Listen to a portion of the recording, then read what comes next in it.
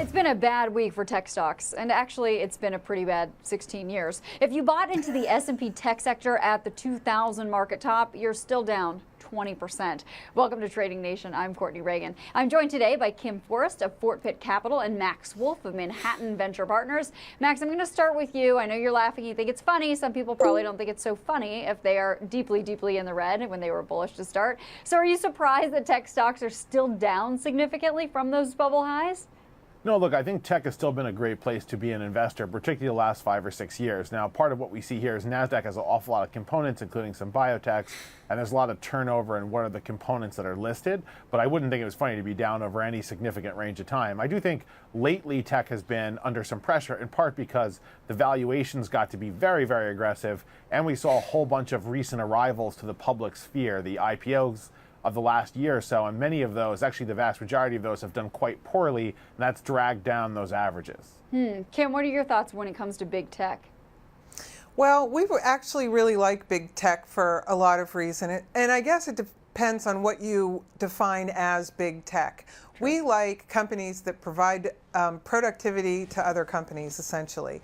So that would be things like, I don't know, Computer Associates, Microsoft, and even Intel, because they create mostly servers. And since we're not buying PCs in homes anymore, for PCs for workers. So I still like those. And I think it's always a good buy because productivity never really goes out of style. Now, I think what's happening right now is companies are being very, very careful about CapEx spending, and tech really is going through a soft patch here with respect to that. But I would not want to dump my tech holdings just because of that. Max, are there any names that stand out to you? Kim went through a couple of hers.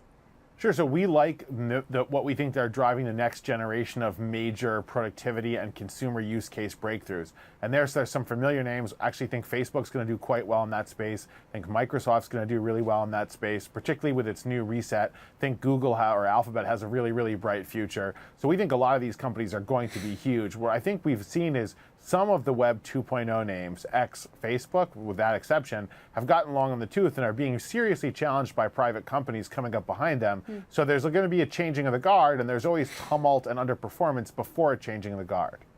Thank you so much for both of your thoughts here, Kim and Max. Thanks to everyone that's watching for joining us for today's version of Trading Nation. I'm Courtney Reagan.